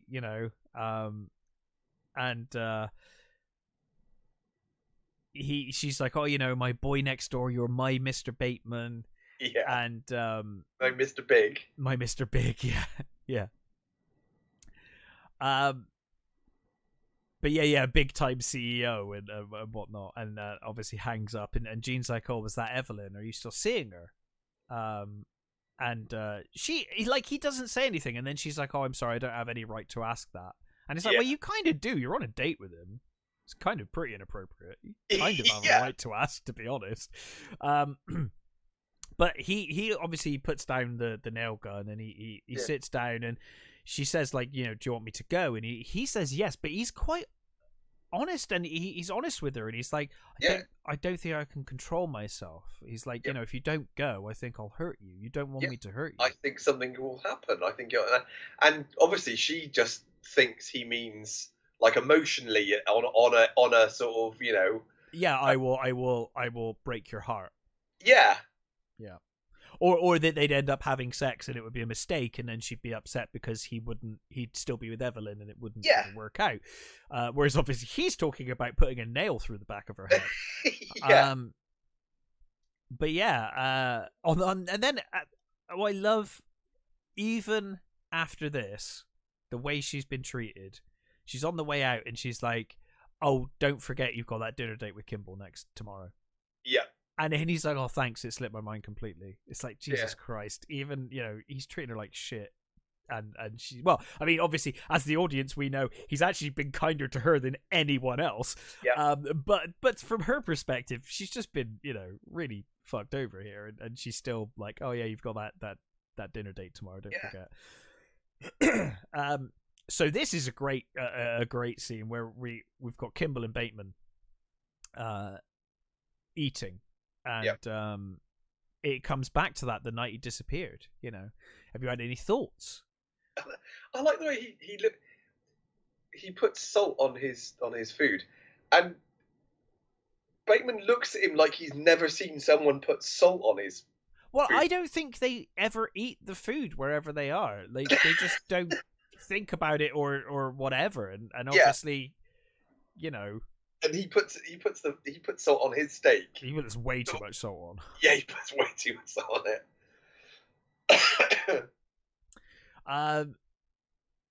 But yeah, so he's like, oh, I think I had a shower and some sorbet or something like that, doesn't he? Yeah. He's like, oh, I think you're getting your dates mixed up, and you could see again, Bale starts sweating. Yeah, he's sweating. He starts sweating. He's got that flop sweat going, and he's like, "Oh God, what's going on?"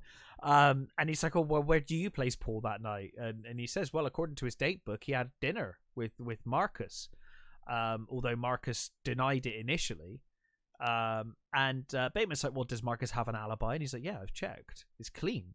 So where were you?" And he's getting more and more panicked, and he's like, "Yeah, well, where was Marcus?" And he's like, "Well, he was with Paul Allen." He wasn't with Paul Allen. He was in at Atlantis with Craig Dermott, Frederick Dibby. There's a bunch of names, and then he's like, "And you." And you, yeah. And he's like, He's right. Oh, yeah, of course. Yeah. And Kimball obviously like smiles, and he's like, "Oh, it must have slipped your mind."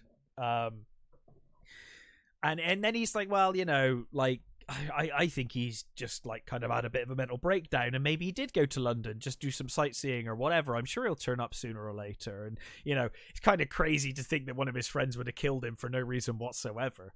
Yeah. And Patrick kind of like has that nervous smile back where he's like, yeah. So Patrick heads back to meet Chrissy, takes the limo back. She's still on the street corner, and she's like, "No, I'm not sure about this." She's like, "I had to go to emergency after last time." Yeah. Like, no way. My friend said I should sue you. Yeah.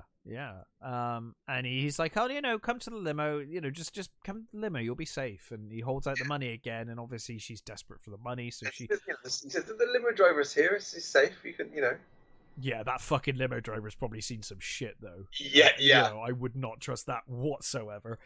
And he's like, "Oh, nothing like last time, I promise. It'll be all right." And so she does.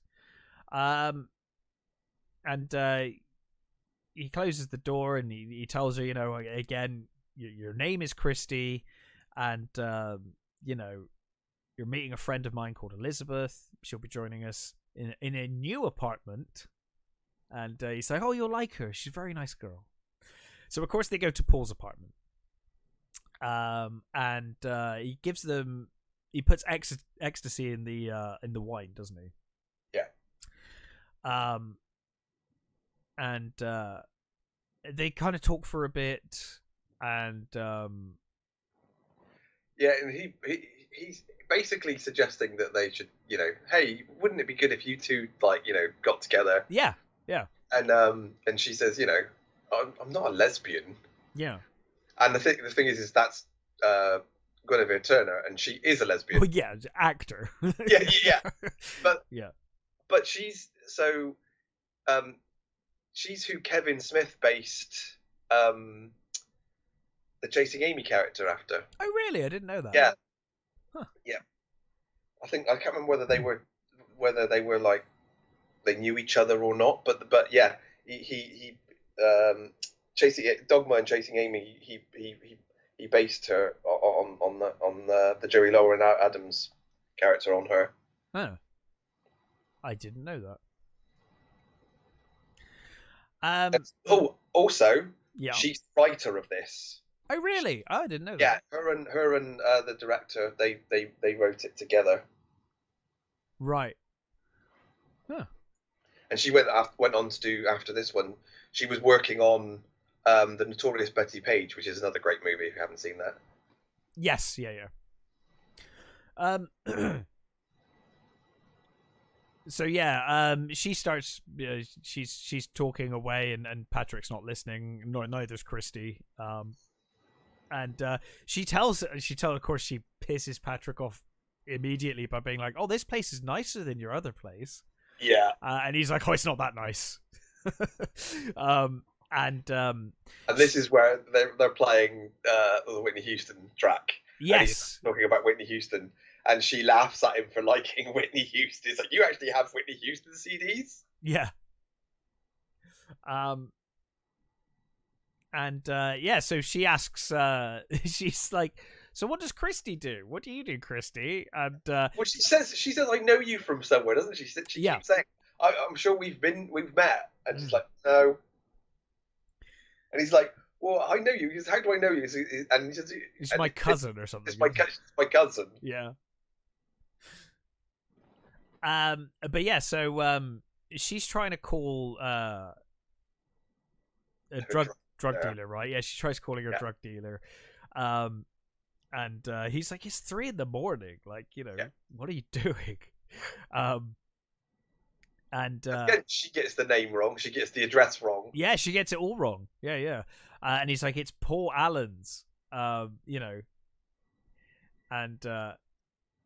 yeah, she says Paul Norman, right? Yeah. And I'll see you later. And I'll see you at the Canal Bar tomorrow. And she hangs up. I'm trying to think how this goes down now. I think it just moves to the bedroom. Yeah, he's like, he's like, oh yeah, you two should get it on, and they both just stare at him, and he's like, he's like, what's wrong with that? It's totally disease free. And she's like, Patrick, you're a lunatic. Like, you have no idea. Because it's they're making out, and that's when he's talking about about Whitney Houston. Yeah. She falls off the couch, doesn't she? Yes. And then I think it moves to the bedroom. Yeah. And then of course, and then later, obviously, like you said, the drugs are kicked in now, and again, it's a weird thing he's doing. It's always like during sex or in what would be emotional situations, he just starts listing music facts. Yeah.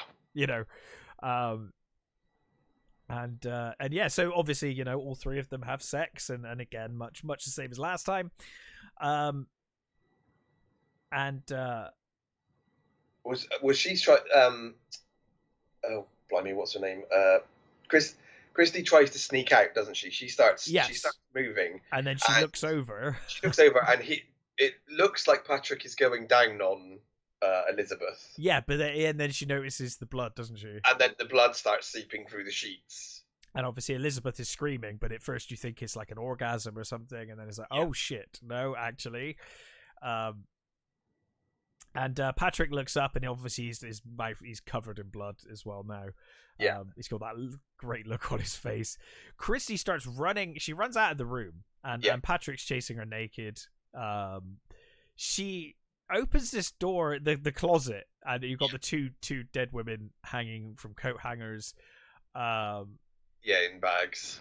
And then she goes into that other room, and they've got the yuppie scum spray painted on the wall, sprayed over the walls, and there's just blood and shit smashed everywhere. Up everything, yeah. And then of course, as she kind of backs out, she ends up in the bathroom, doesn't she? And I think Elizabeth is on the bathroom floor, very dead and covered in blood. Yes, and Patrick comes through. And she kicks him in the face, doesn't she? He starts biting her foot, doesn't he? That's right. He bites her calf, doesn't he? He bites her calf. He bites her calf, and she kicks him in the face, which is a perfectly reasonable thing to do. Yes. But he's like, not the face, not the fucking face. And he starts chasing her then with the chainsaw. Yeah. And she's screaming at the top of her voice. She's knocking on all the doors. Yeah, knocking all the neighbors' doors, and no one's answering. No, and he's running after her naked with this chainsaw. Which is shocking as it is. It's funny. Oh yeah. I think it's meant to be. It's so over the top. It's genuinely funny. Him running around naked with a chainsaw. Yeah, it's horrific as it is. It's still funny. Yeah, and of course she starts running down the stairwell, right? Mm-hmm. And obviously it's like a circular stairwell going all the way down, and she runs all the way down, and he holds the chainsaw at the top over the gap in the middle, and he's waiting and waiting and waiting. She nears the bottom, and he lets go, and it hits her, kills her, and he just lets out this scream where he's just so so happy. And I'm not quite sure how the chainsaw does what it does, because as far as I'm aware, well, as soon as you let go, I don't know, but it's artistic license. And it seems to hit her in an odd place as well. Yeah, it sort of hits her in the sort of hip, doesn't it? Yeah. But we then cut to a restaurant. Yeah. Where Patrick is literally drawing the murder scene on the tablecloth of the restaurant. Yeah. With what appears to be two different crayons. Yeah. Like, the hell did he get crayons? Well, I always assumed it was like they give them out to kids, bored kids at the restaurant or something. Yeah, kids. Maybe that's where he got them. They do that, don't they? I forget that. But she's like trying to make conversation with him. She's ignoring but what she's he's not doing. actually paying any attention to him either. She's just doing her thing while he's drawing naked dead people. Yeah. And he's like, Evelyn, I think we've lost touch. And he's like, I think we should break up. And she just like she just tries to ignore it at first. She's just like, oh, it's fine. And he's like, no, I'm telling you, it's over. It's all over. And she's like, I'm sorry I brought up the wedding. And, are we having issues? And he's like, I'm fucking serious. We are over. This is no joke. Like, don't want to see you anymore. And she's like, but we share friends. And he's like, well, I've thought about that. You can have my friends. Like, you have them. And she realizes... And she's making noises. Of course, everybody in the restaurant is staring at them. Mm-hmm. Yeah, and she's like, what about our past? And he's like, we don't have a past. Like, we don't have anything in common. Like, And he's like, I'm sorry, Evelyn, you're just not terribly important to me. Yeah. And of course, she starts crying now. And she's like, it's not proper crying though, is it? It's just a status thing again. It's like, I've been embarrassed.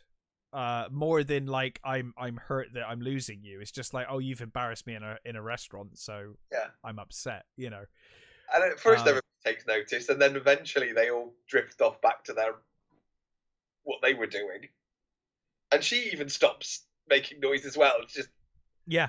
He tries to stop her, and eventually he's like, I've assessed the situation. I'm leaving, and she's like, where are you going? He's like, I've got to return some videotapes.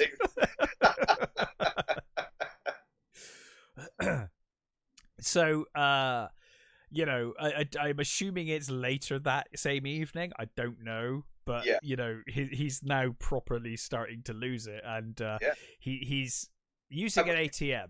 We do see him earlier on as well. I think it's during the first murder. I think he takes a tablet, and it doesn't say what it is. Yeah, it does say to Patrick Bateman, and it said something because I tried to catch it. It was like It does say something about the usage, but I couldn't catch it. Yeah, but I don't think it doesn't say what it actually is. It just says no. It just basically says to use it as required, and it's. My guess is it's some sort of antipsychotic, but I don't. It's weird because he uses it in that scene just before he murders people. Yeah, it's like it obviously doesn't work. But in this bit, when he's on the phone later on, not this bit, but the bit later, he's just like downing swallowing the whole box. So anyway, he's using the ATM, and he sees this cat, and he calls the cat over, picks it up, and the ATM reads, "Feed me a stray cat." Yeah, that's what he sees anyway. And so he puts the card up to he puts the cat up to the card slot. But it obviously doesn't want to go that way and tries to push it away. So he pulls a gun and points it at the cat's head. Yeah. And this woman's like, my God, what are you doing? Like, stop. And he just turned around and shoots her. But he does let the cat go, so that's something. The cat survives. The cat does okay. Fortunately, the dog not so much. The dog not so much, but the cat does all right. But anyway, obviously gunshot. So, we then have a police siren. And a police car pulls up at the other end of the street. Yeah. And he's very cool about it. He takes his card and he just walks away calmly, thinking maybe he'll get away with it. He's just, and then obviously it makes it worse because he tries to steal cars, and every car has an alarm, so all the alarms start going off. Yeah. And then eventually he gets cut off by the police at the end of the street, and they draw their guns. They tell him to drop the weapon. And he goes to put his hands up, but then he turns around and he shoots, and he basically somehow like hits, I guess, the petrol tank of this car, because it just explodes. Mm-hmm. And he is like, he just can't believe it. He just looks completely stunned, shocked that he's managed to sort of blow up like all these coppers. Yeah. So he runs, and I think he goes to the wrong apartment, right? Because he's getting confused which apartment he's meant to be. It's his office, I think he's in, isn't he, when he makes the phone call? Yeah. I think it's his office building. Oh, right, okay, so he goes to an apartment, but the person calls him Mr. Smith, and I'm not sure if that's just because he doesn't know his name like everyone else in this movie. Another person who just doesn't know anybody. But he shoots him. Yeah. And he then runs past. He basically runs out, shoots the janitor as well, who comes out. And he basically now he's again drenched in sweat and he's just completely out of breath. And he goes to his office, like you said, and he sees the doorman there, and he just smiles at the doorman. And you think he's going to pull out a gun, but he pulls out a pen. Yeah. And he signs his name. And it's basically the same building, isn't it? Or it looks very similar. Same layout of it. Yeah. So in his office, he can obviously see, because it's presumably like penthouse, top of the tower. He can see the searchlights of the police helicopter, and he's crying now. And he phones his lawyer, and he's like, you're my lawyer, so I think you should know I've killed a lot of people. And he lists everyone he's killed and what he did with them and where he put them. That crosses like maybe 5, maybe 10 homeless people.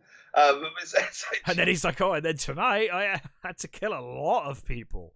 Yeah. And he's like, I'm not going to get away with it this time. Yeah, and he's like, I guess I'm a pretty sick guy. Somewhere between 20 and 40 people, I don't know. Yeah. And he's like, so he's like, if you get back tomorrow, I may show up at Harry's bar, so keep your eyes open.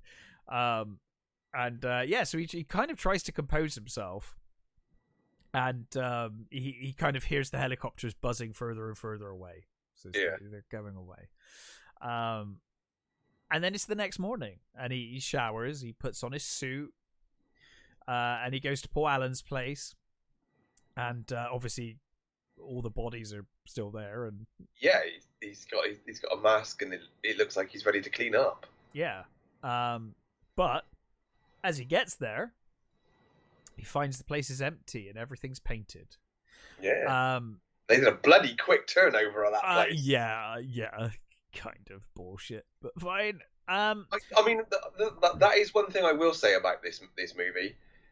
I think quite a lot of time passes for it. It's hard to say, and I don't think they do a very good job of showing you how much time has passed. But maybe that's just to add to his psychosis, if you like. Like he's slipping in and out of reality and doesn't have any concept of time either. It could well be that's the why. Maybe it has been days and we don't know. Because it's not like his work is going to know, is it? To be honest, they don't seem to give a fuck. No. So as he walks in, and there's 3 people talking, and everything's obviously clean, like you said. It's all been repainted, and he goes to the closet to find the bodies, and obviously there's nothing there, and he's like confused. It's just paint supplies, isn't it? It's just like cans and some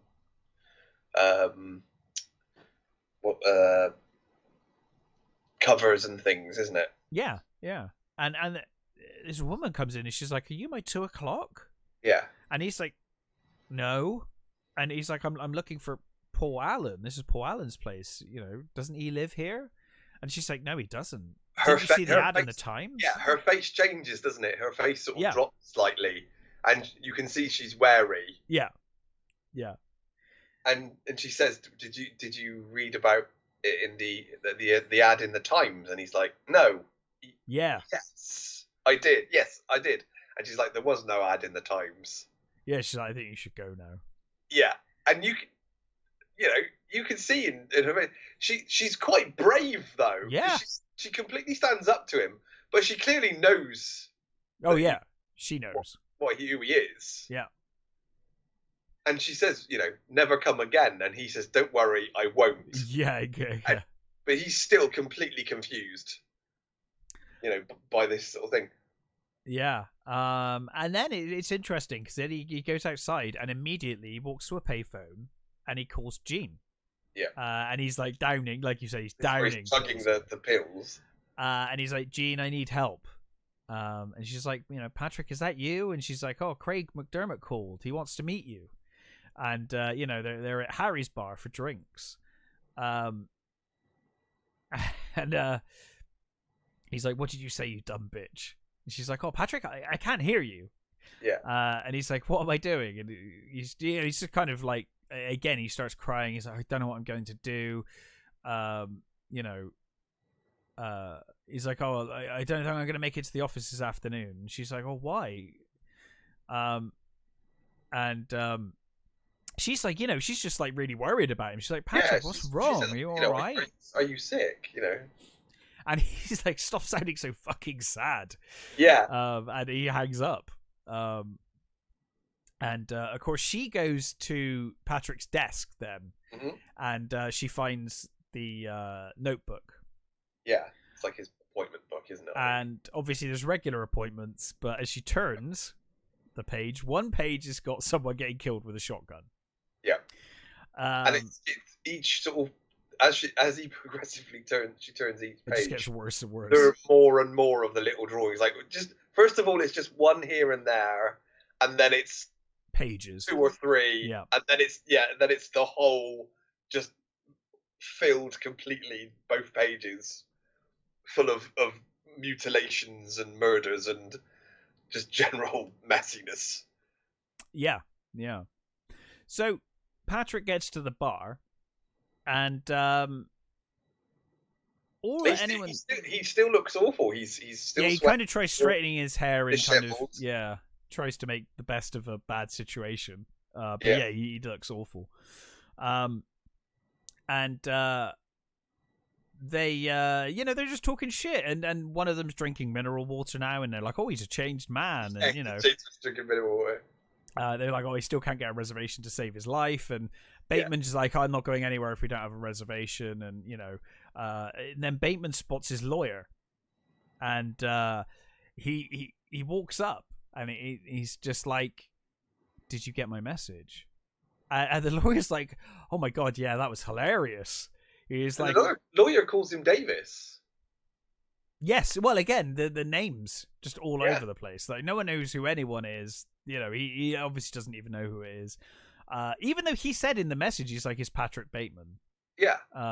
Just no one cares. No one. Well, that's the thing, isn't it? He says to him, that was when I knew it was a joke.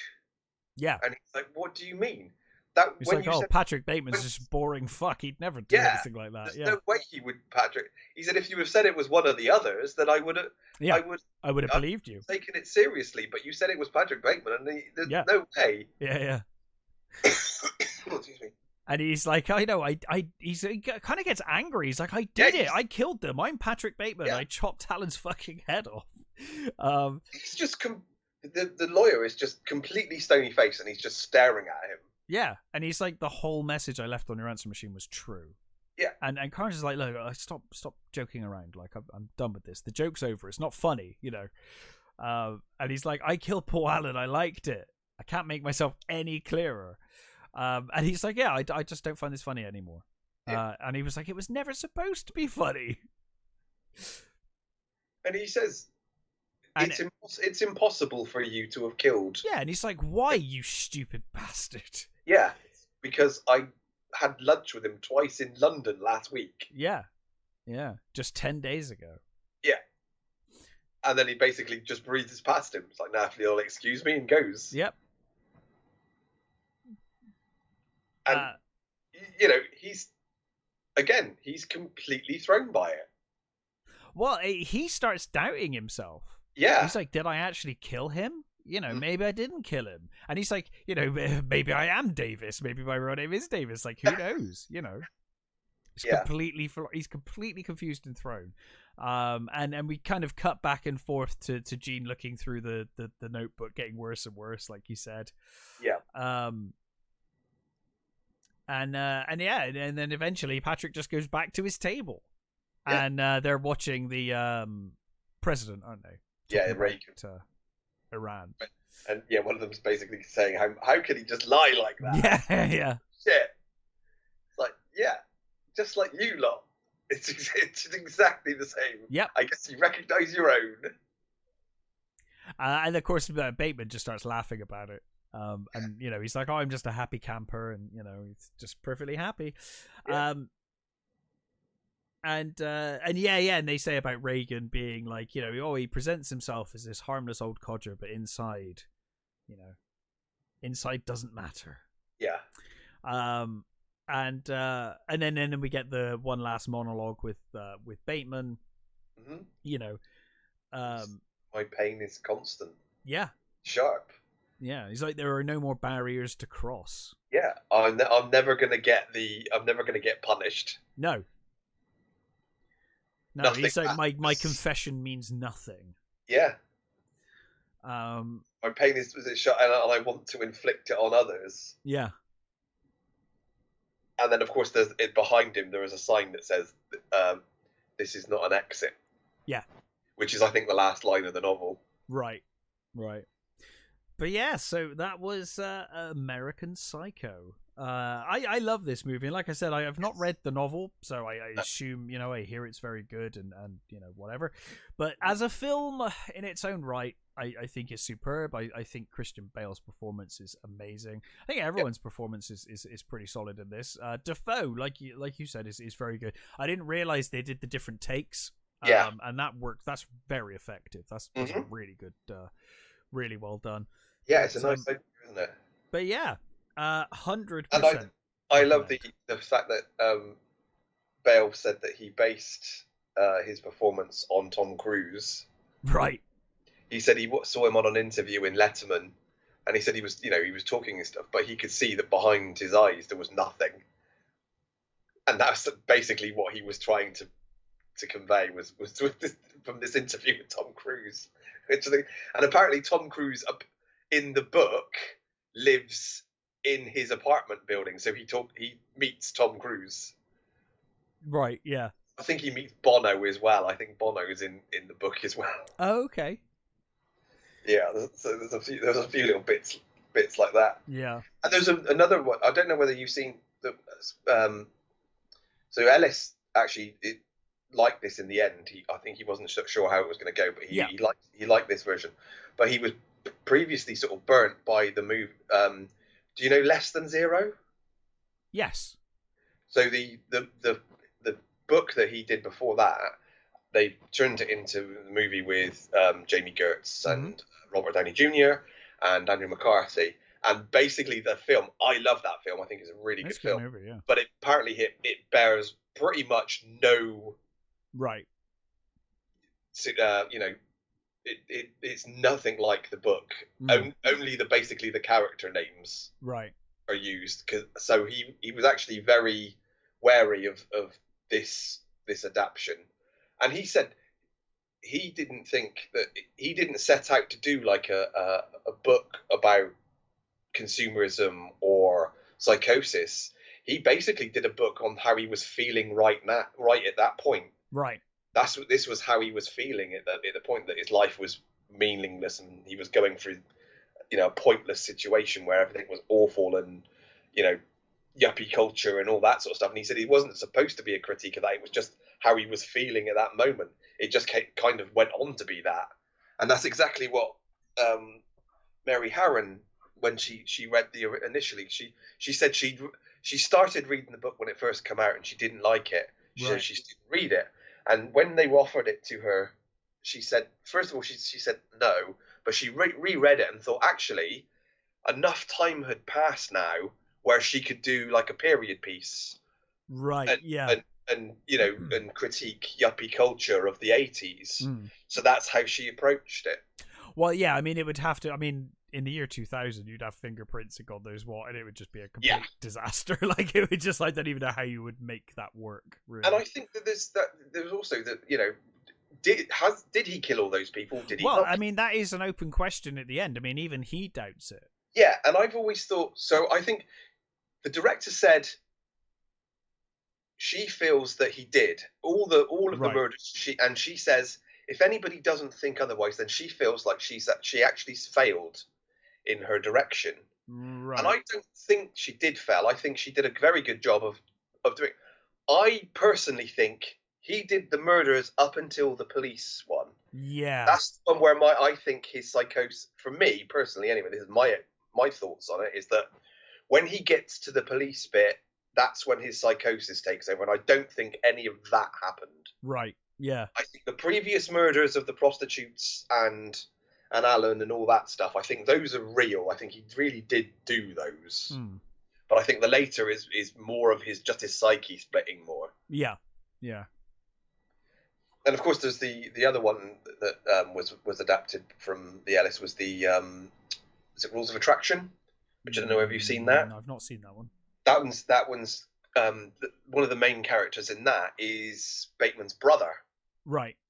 Who apparently appears in the book, but they didn't want any family complications in the book in the film. In the film, so they sort of sliced off all that sort of stuff because they as